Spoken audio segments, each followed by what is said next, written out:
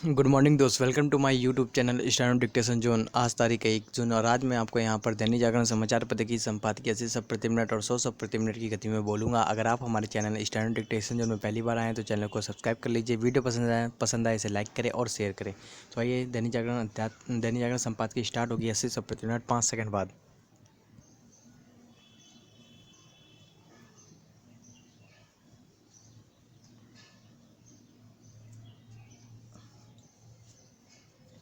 Start.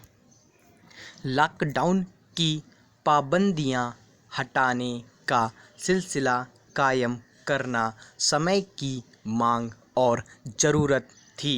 Corona संक्रमण की दृष्टि से संवेदनशील इलाकों को छोड़कर लॉकडाउन से मुक्त होने की जो प्रक्रिया शुरू होने जा रही है वह वैसे तो 8 जून से और तेज होगी। यह बहुत कुछ राज्य सरकारों और एवं उनके प्रशासन पर निर्भर करेगी। यह अच्छा है कि लॉकडाउन शिथिल करने संबंधी अधिकार राज्यों को दे दिए गए हैं, लेकिन वे अपने इस अधिकार का इस्तेमाल करते समय यह ध्यान रखें तो बेहतर कि आर्थिक व्यापारिक गतिविधियों को आगे बढ़ाने की सख्त ज़रूरत है और इसमें सफलता तब मिलेगी जब आवाजाही पर अनावश्यक अंकुश नहीं लगेगा। इसकी अनदेखी नहीं की जा सकती कि केंद्र सरकार ने आवाजाही को प्रोत्साहित करने के कदम पहले भी उठाए थे, लेकिन वे राज्यों की अड़ंगेबाजी का शिकार हो गए। राज्यों ने हवाई और रेल यात्रा शुरू करने के केंद्र सरकार के फैसले पर तो अनिच्छा प्रकट की ही, बस सेवाएं शुरू करने में भी मुश्किल से दिलचस्पी दिखाई। परिणाम यह हुआ कि कारोबारी गतिविधियां अपेक्षा के अनुरूप आगे नहीं बढ़ सकी। कम से कम अब तो राज्य सरकारों को यह सुनिश्चित करना चाहिए कि कारोबारी गतिविधियों को न केवल बल मिले बल्कि उन्हें गति देने में आ रही बाधाएं प्राथमिकता के आधार पर दूर हों। इन बाधाओं को दूर करने में राज्यों को अतिरिक्त दिलचस्पी दिखानी होगी। पैरा। निसंदेह लॉकडाउन से बाहर आने के कदम उठाए जाने का इंतजार ही किया जा रहा था, लेकिन इन कदमों के आधार पर ऐसी कोई व्याख्या नहीं होनी चाहिए कि कोरोना संक्रमण का खतरा कम हो गया है या फिर टल गया है। सच यही है कि खतरा अभी बरकरार है। कोरोना संक्रमण के मामले यही बता रहे हैं कि अभी इस खतरे के साए में ही गुजर बसर करना होगा। कोरोना के साथ जिंदगी जीने का मतलब यही है कि संक्रमण से बचे रहने के हर संभव उपायों के साथ कामकाज निपटाए जाए। इन उपायों और खासकर शारीरिक दूरी के नियम के प्रति राज्य सरकारों और उनकी विभिन्न एजेंसियों के साथ साथ आम लोगों को भी सतर्क रहना होगा। यह ठीक नहीं कि कोरोना संक्रमित मरीजों की संख्या बढ़ते जाने के बाद भी एक दूसरे से शारीरिक दूरी बनाए रखने और मास्क लगाने को लेकर लोग उतने सतर्क नहीं जितना उन्हें होना चाहिए।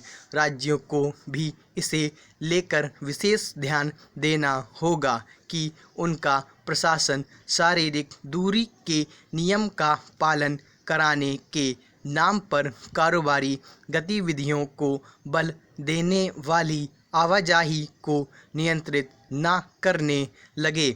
इसके नतीजे अच्छे नहीं होंगे, ना तो कारोबार जगत के लिए और ना ही आम जनता के लिए। स्टॉप। तो आपकी यह एडिटोरियल पूरी हो गई। लास्ट में थोड़ी सी स्पीड बढ़ा दी थी, जैसे ऊपर वाला जो पैरा था वो आपका 80 की स्पीड से था और जो नीचे वाला पैरा था वो आपका 86 की स्पीड से था।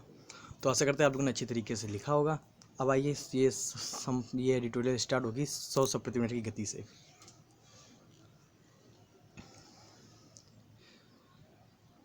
स्टार्ट। लॉकडाउन की पाबंदियां हटाने का सिलसिला कायम करना समय की मांग और ज़रूरत थी। कोरोना संक्रमण की दृष्टि से संवेदनशील इलाकों को छोड़कर लॉकडाउन से मुक्त होने की जो प्रक्रिया शुरू होने जा रही है वह वैसे तो 8 जून से और तेज होगी, लेकिन यह बहुत कुछ राज्य सरकारों और एवं उनके प्रशासन पर निर्भर करेगी। यह अच्छा है कि लॉकडाउन शिथिल करने संबंधी अधिकतर राज्यों को दिए गए हैं, लेकिन वे अपने इस अधिकार का इस्तेमाल करते समय यह ध्यान रखें तो बेहतर कि आर्थिक व्यापारिक गतिविधियों को आगे बढ़ाने की सख्त ज़रूरत है और इसमें सफलता तब मिलेगी जब आवाजाही पर अनावश्यक अंकुश नहीं लगेगा। इसकी अनदेखी नहीं की जा सकती कि केंद्र सरकार ने आवाजाही को प्रोत्साहित करने के कदम पहले भी उठाए थे, लेकिन वे राज्यों की अड़ंगेबाजी का शिकार हो गए। राज्यों ने हवाई और रेल यात्रा शुरू करने के केंद्र सरकार के फैसले पर अनिच्छा प्रकट की ही बस सेवाएं शुरू करने में भी मुश्किल से दिलचस्पी दिखाई। परिणाम यह हुआ कि कारोबारी गतिविधियां अपेक्षा के अनुरूप आगे नहीं बढ़ सकी। कम से कम अब तो राज्य सरकारों को यह सुनिश्चित करना चाहिए कि कारोबारी गतिविधियों को न केवल बल मिले बल्कि उन्हें गति देने में आ रही बाधाएं प्राथमिकता के आधार पर दूर हों। इन बाधाओं को दूर करने में राज्यों को अतिरिक्त दिलचस्पी दिखानी चाहिए। पैरा। निसंदेह लॉकडाउन से बाहर आने के कदम उठाए जाने का इंतजार ही किया जा रहा था, लेकिन इन कदमों के आधार पर ऐसी कोई व्याख्या नहीं होनी चाहिए कि कोरोना संक्रमण का खतरा कम हो गया है या फिर टल गया है। सच यही है कि खतरा अभी बरकरार है।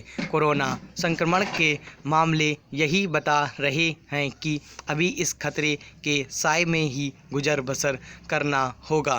कोरोना के साथ ज़िंदगी जीने का मतलब यही है कि संक्रमण से बचे रहने के हर संभव उपायों के साथ कामकाज निपटाए जाए। इन उपायों और खासकर शारीरिक दूरी के नियम के प्रति राज्य सरकारों और उनकी विभिन्न एजेंसियों के साथ साथ आम लोगों को भी सतर्क रहना होगा। यह ठीक नहीं कि कोरोना संक्रमित मरीजों की संख्या बढ़ते जाने के बाद भी एक दूसरे से शारीरिक दूरी बनाए रखने और मास्क लगाने को लेकर लोग उतने सतर्क नहीं जितना उन्हें होना चाहिए। राज्यों को भी इसे लेकर विशेष ध्यान देना होगा कि उनका प्रशासन शारीरिक दूरी के नियम का पालन कराने के नाम पर कारोबारी गतिविधियों को बल देने वाली आवाजाही को नियंत्रित न करने लगे। इसके नतीजे अच्छे नहीं होंगे, ना तो कारोबार जगत के लिए और ना ही आम जनता के लिए।